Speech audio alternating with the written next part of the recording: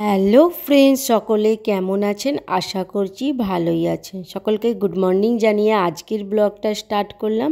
আমি অনেক ভোরে উঠেছিলাম জানেন তো বন্ধুরা, আর এই ভোরে উঠে আর এই শুক্তোটা আজকে বানিয়েছি, কিন্তু আজকে বড়ি ছাড়াই আমি শুক্তো বানিয়েছি। কেন বলুন তো বন্ধুরা, এখানে না দুবাইতে না বড়িগুলো কিনতে পাওয়া যায়, কিন্তু খেতে খুব একটা টেস্টি নয়। আমি কিনেছি কিন্তু খেয়ে দেখলাম বাজে, বিচ্ছিরি খেতে, একদম ভালো না। আর কেনা বড়ি তো সকলেই জানেন ভালোই খেতে হয় না, ওর সঙ্গে না অনেক কিছু মিক্স থাকে। আর এখন এই ভাবছেন যে টিফিনের মধ্যে কেন শুক্তোটা তুলছি, কারণ এখন দাদাকে দুপুরে যে লাঞ্চটা করবে তার জন্যে লাঞ্চ ভরে দিচ্ছি, সেই হিসেবে ভাতটা আমার দেওয়া হয়ে গেছে। এবার আমি এখানে শুক্তোটা দিয়ে দিচ্ছি।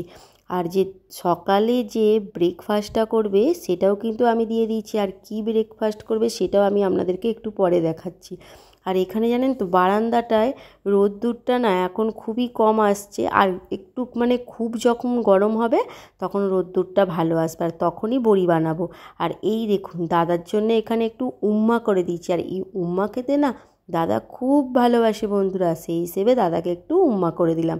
আর আমি আর রেশমি সকালে কী নাস্তা করব সেটা আপনাদের সাথে অবশ্যই শেয়ার করব। শুধু শুক্তো আর ভাত বানাইনি, তার সাথে বানিয়েছি একটু পায়েস। তো বন্ধুরা, পায়েসটা কিন্তু আমি আগে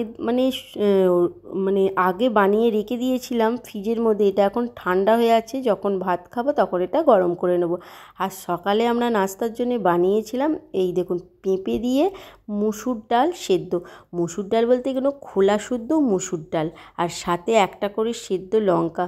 খুব সুন্দর লাগে জানেন তো বন্ধুরা, বেশ লাগে খেতে এই ডাল সিদ্ধ পেঁপে দিয়ে মুড়ি। আমার তো খুব ভালো লাগে। আপনাদের কেমন লাগে অবশ্যই কমেন্টে জানিও। আমার ভিডিও আপনাদের ভালো লেগে থাকলে আমার চ্যানেলটিকে অবশ্যই সাবস্ক্রাইব করে দিও। সকলে ভালো থেকো, সুস্থ থেকো, সাবধানে থেকো।